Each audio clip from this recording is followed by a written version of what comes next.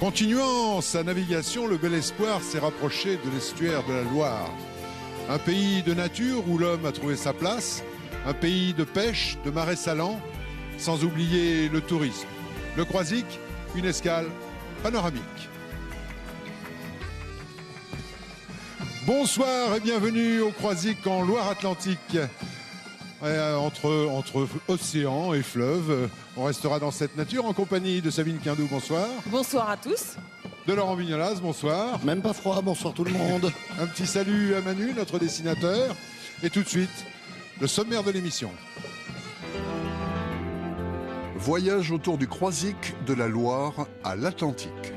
Entre fleuve et océan, découverte d'un pays étonnant, aux multiples visages, entre ciel et sel. Ce pays, c'est celui de Pascal, Gilles, Thierry. À terre ou en mer, leurs vies ont inspiré Colette Buret, photographe et écrivain. On s'aperçoit que toutes les vies sont intéressantes et qu'il y en a beaucoup qui sont, comme dit une amie, d'un ordinaire peu commun. Peu commun, les monstres qui sortent des anciens chantiers navals de Nantes. Une île sur un fleuve et un Deus ex machina. C'est un endroit où tout peut arriver à n'importe quel moment et nous surprendre. Un pays qui a de quoi surprendre, la Chine. À Shanghai, 23 millions d'habitants et une passion commune pour ce crabe, unique en son genre. Pas de repas de fête sans lui. On les accompagne d'un peu de vin jaune. Et c'est le bonheur. À Xingtao, le bonheur est sur la plage. Ici, les touristes se comptent par millions. C'est la vitrine du farniente, à la chinoise, bien sûr. Ce n'est pas très sexy, c'est moche et en plus on me demande souvent si je vais braquer une banque. J'ai l'air d'une voleuse. Cap sur Taïwan, l'autre Chine. On en connaît Taipei, la capitale. Mais à côté de cette île secrète multiple, le détroit de Formose recèle bien des merveilles à découvrir.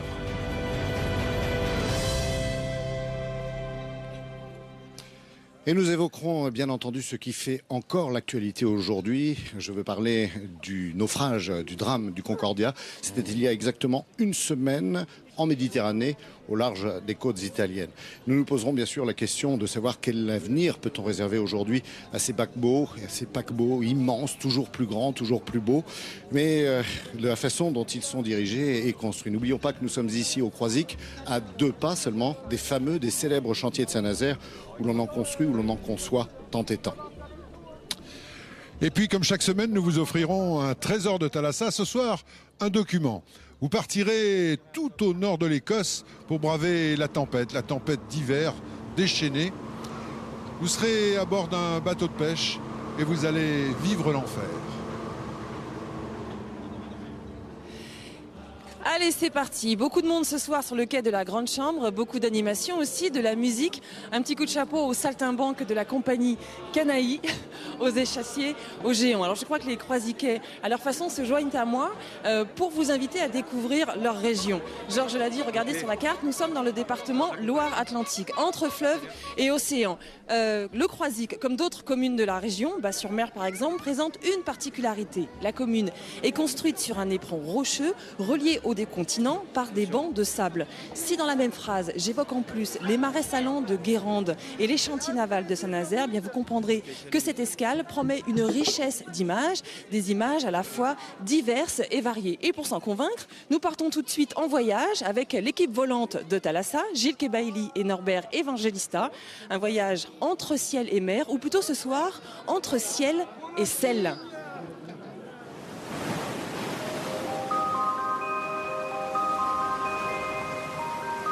Selon certains historiens, le Croisic remonte aux calendes grecques. Une chose est sûre, c'est au XVe siècle que le port prend son envol, quand le sel valait de l'or.